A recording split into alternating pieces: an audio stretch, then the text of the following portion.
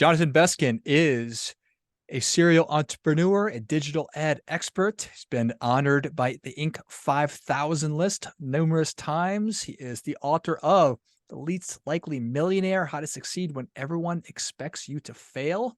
Welcome, Jonathan. Thank you. Happy to be here.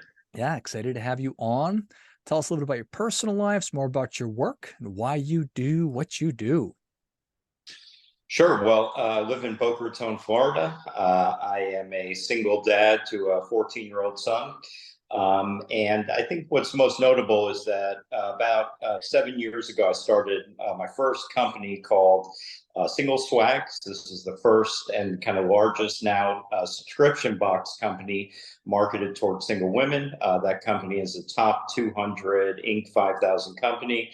We were on the list of fastest growing companies in America twice, top 10 in growth in Florida. And what really drove that revenue growth was digital advertising, particularly on Facebook and Instagram. And I really started the business when I had no money, when I had no expertise or resources, and scaled it on my own pretty much to over 60 million in revenue in under 5 years. And I did a lot of that actually while I had a full-time job in financial services. I kind of had about a 10-year professional corporate career prior to starting this business. I have an MBA from FAU here in South Florida, and I look forward to answering more questions about all that.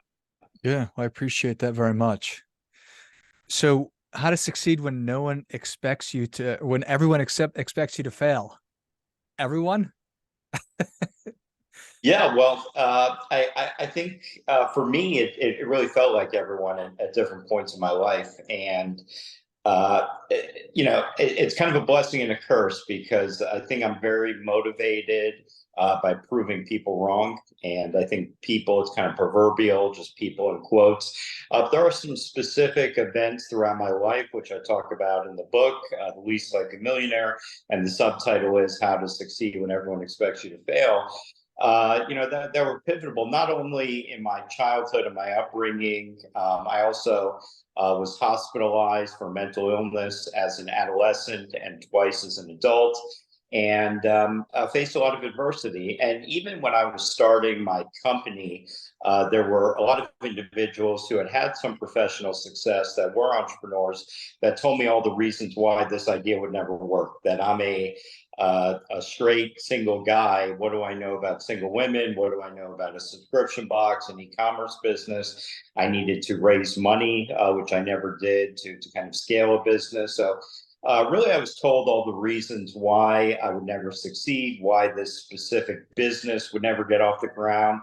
And in a lot of ways, it was emotionally draining. A lot of the kind of toxic energy around that made me want to quit. And there were times while I was scaling the business that I was very close to quitting, and that I, was sad, and I thought my life was never going to change.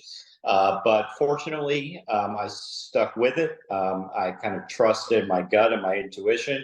And it's really been a life-changing business and for myself and my family. I am somebody who I have a deep appreciation for having a chip on one's shoulder, as I always have had one also. I have identified limiting beliefs that I've had in the past, though I've never, I don't think I've ever struggled necessarily with mental health, although I think we all probably do a little bit. Um, how close did you come to actually quitting?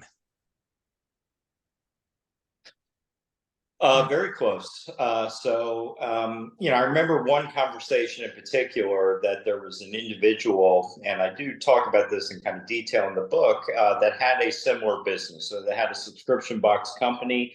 This was around the time I was starting mine. I had like maybe 500 to 700 subscribers in my business at the time. So I still wouldn't say it was a super serious business like it eventually became. Just to put in perspective, at the peak of the business, we were shipping out over 50,000 boxes a month, and we Wow. shipped over 2 million boxes to over 300,000 customers at this point. But at that time, that individual had a giant company to me, in my kind of limited knowledge, limited experience. And they basically laughed at my idea, told me it wasn't going to work. And that was probably the point where, and told me the specific reasons why was that I couldn't do it without raising money, so that I should be focused on raising money and bringing in the type of smart money that would help me scale the business, that would bring in the professional expertise and the sophistication, and also potentially bring in a woman. Because as a guy, I wouldn't be able to scale a business focused on single women. And when I had the idea for this business, I was single at the time. I was kind of thinking about these recurring revenue model companies because that was part of the curriculum I studied in business school. And I had the idea for both men and women. When I did some research, the consumers for this type of product at the time were primarily women. So that's why I kind of made the decision to focus on women. And yeah, I came very close. I wanted to give up, and I really thought that my life was going to change. But something kept me going, and I'm not sure that I can articulate exactly what that was, other than this kind of burning desire to change my life. And that's what I was really destined to do. I'm convinced that millions of individuals could have had this same idea and not been able to scale it. The attractive thing about the business I started is that there's really very low barriers to entry. So anyone can start this type of company. So it's an e-commerce business. There's really not a lot of overhead. I started with under $2,000 and grew it to 60 million in under 5 years. And I think a lot of other people could do that. I think really the challenge is scale. So there's hundreds of thousands of businesses out there that become hobby businesses, or things that people do out of their home or their garage, that don't really become a serious situation. And fortunately mine did. And a lot of that was based on a lot of hard work and sacrifice that I made personally. You said that your son is 14. You started your business 7 years ago. Do you think that you would have stuck it out if he hadn't been in the picture? Um, yeah, that's a good question. I haven't been asked that before. So I think, having a kid is definitely a motivator. And, really, you're not just doing it for yourself. I think in some ways I may have, scaled in a different way, or done, gone about my life differently. It's hard to like say, if he was in the picture, how my life would have played out, what different events. Part of it was that I had the idea because I was sitting at home alone one night, and other people, and because I had my son at home and I couldn't go out, and he's like at a really young age at the time, and other people are posting on social media, and I was kind of a little bit sad and lonely at the time. So I think, and from that perspective, it probably wouldn't have ever happened, or this particular, maybe it would have been another business, but who knows? I think it's really hard to have a repeat success. I think, to create a brand from nothing and turn it into a brand that people recognize with millions of followers on social media and some Inc. 5000, recognition or type growth. It's hard to repeat that. I mean, people who do that multiple times, like true serial entrepreneurs, are pretty amazing from my perspective. So I mean, I feel fortunate, and I think really in general, everything in my life that has happened, I mean, getting married, getting divorced, having a kid, facing the adversity I faced as a kid, having a father who did some really nasty things to me and my mom when I was growing up. If I didn't experience all of that, I wouldn't have done what I did. Like it all kind of led to that kind of culmination in my mind. So I think that, I wouldn't say it's positive, because a lot of this stuff is very negative, that I wouldn't want my son to go through some of these same things I went through. But it kind of built the person that I eventually became. Yeah, it's an interesting thing, right? Certainly some of those experiences you just listed out, you wouldn't wish upon anyone. Yet it's certainly played an important role, or you wouldn't have arrived here any other way. So Yeah. it's an interesting thing. So here you are now. You've now written a book. You've started these different businesses. You've had all this success. Do you still have this chip on your shoulder? Is it bigger? Is it smaller? Yeah, I definitely still do, and I wouldn't really say it's necessarily bigger. I would say it's similar and it's still there. And I think the challenge is, I mean, how do you it's not like I could flip a switch and turn that off. And I think that in an ideal situation, I would be able to move on from a lot of these being this kind of insecure kid who was made fun of when I was younger and who grew up in a rich area that people kind of thought might have lived in a trailer park or something like that. So it's not easy to kind of shake that. And I wish it was, because the challenge is then it's like, even though you've proved yourself to people, there's a constant need to continue to do that. And that's also challenging. So, I mean, it's hard to kind of keep that up and have put pressure. I already feel like I have enough pressure on myself to keep the business going, with my son, with anything else. So I put this extra pressure on myself about,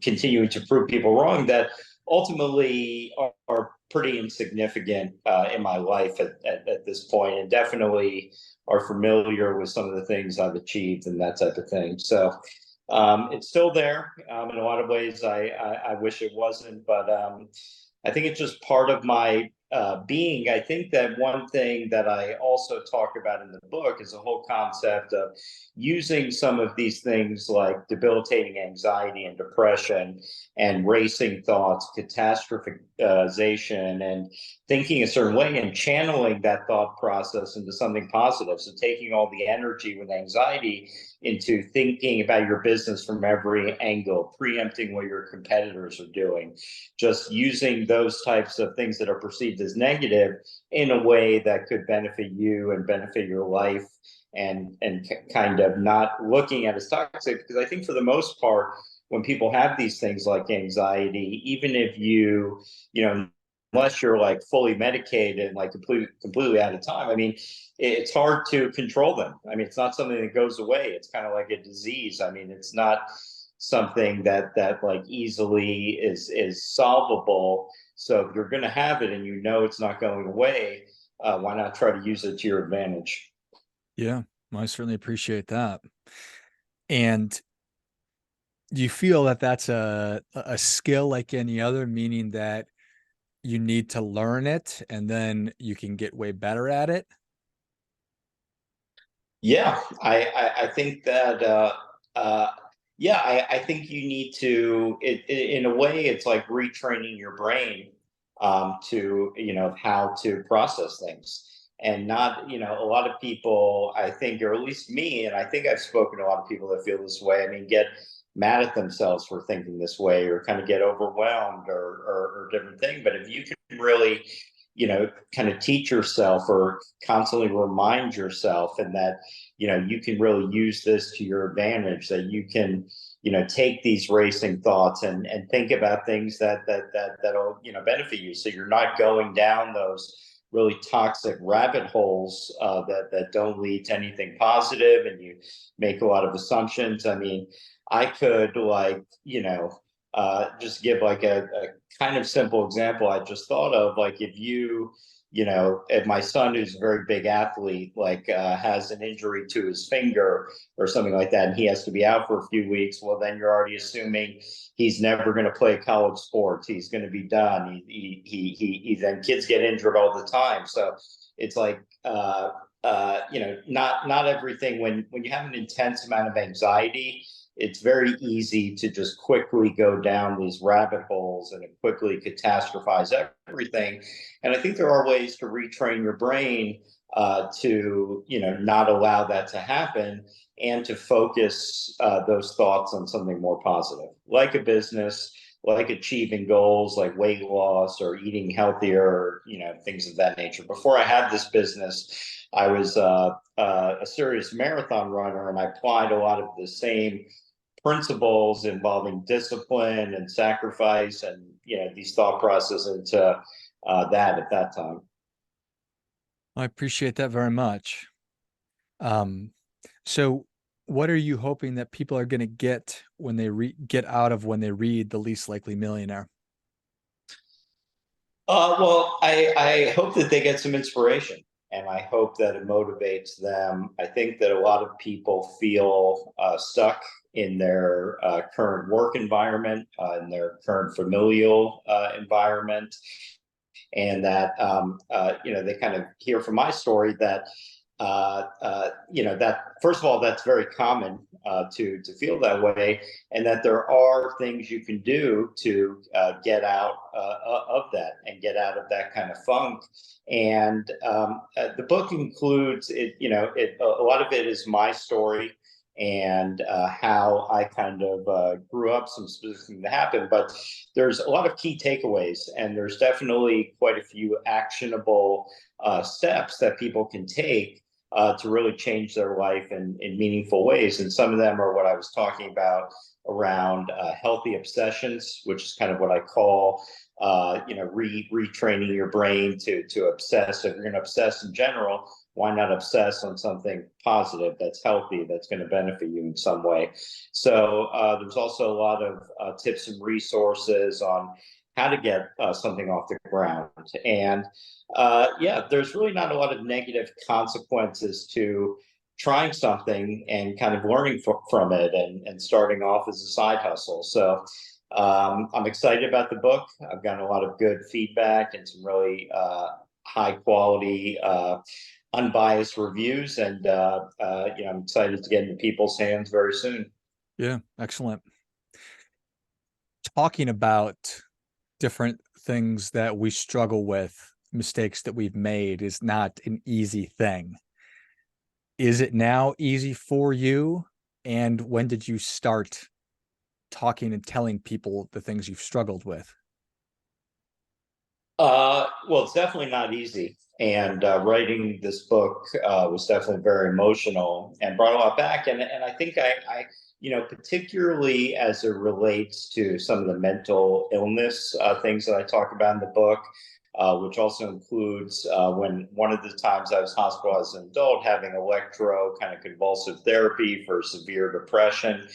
I think that a lot of people who know me personally would be very surprised to hear that. I think I've been good for a lot of my life about putting up a front or a mask and feeling horrible on the inside, and really struggling on the inside. So I think it's a very vulnerable kind of situation, and I'm very transparent about a lot of things. But I think the more people I've spoken to about this, and as I've been talking about it more, in conjunction with releasing the book, I mean, a lot of people relate to that, particularly as it relates to mental illness and anxiety and depression.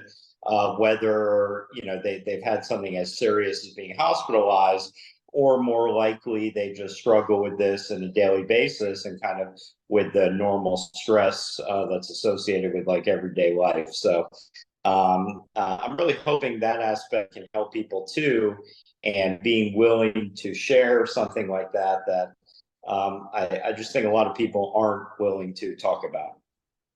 Well, I commend you for it, and I'm grateful that you did it and that you had the courage to do it and that you continue to have the courage to talk about it, because there are so many people that are struggling with it. And to see somebody who has experienced the kind of unique success that you have, and the experiences that you've had, and that's really oftentimes what we need as human beings, is to be able to look and see, oh, look at Jonathan. He's just a regular guy who's done extraordinary things, and he struggled with a lot of the things that I have. So perhaps I can do that also. I think that that's a really, really cool thing. So thank you for doing it. Yeah, well, thank you, and yeah, I hope more people will have the opportunity to kind of hear the story. And yeah, I'm excited to do more things like this and get it out there as much as I can. I love it. Well, Jonathan, thank you so much for coming on. Where can people learn more about you? How can they engage? And where can they get their copy of The Least Likely Millionaire: How to Succeed When Everyone Expects You to Fail? Yeah, so there's a few ways to connect with me. I have a website. It's jonathanbeskin.com. It's JONATHAN, B like boy, ESKIN.com. I also, I have an Instagram account at jbeskin, my last name Beskin. And this is very embarrassing for my 14-year-old son, but kind of a TikTok account that's gone somewhat viral. So I have about 45,000 followers on there. I'm somewhat regularly putting out content and about entrepreneurial topics, my story, things that could potentially help. So at TikTok at Jonathan Beskin. So yeah. Excellent. Well, I certainly can't wait to embarrass the heck out of my boys. They're 6 and 3, so I've got a couple of years before they start feeling that way. But I look forward to it. If you enjoyed this as much as I did, show Jonathan your appreciation and share today's show with a friend who also appreciates good ideas. Go to jonathanbeskin.com. It's JONATHANBESKIN.com. Find him on Instagram at jbeskin and TikTok at Jonathan Beskin, and then pick up your copy of The Least Likely Millionaire wherever you buy your books, and I'll link all of those in the notes of the show. Thanks again, Jonathan. Thank you.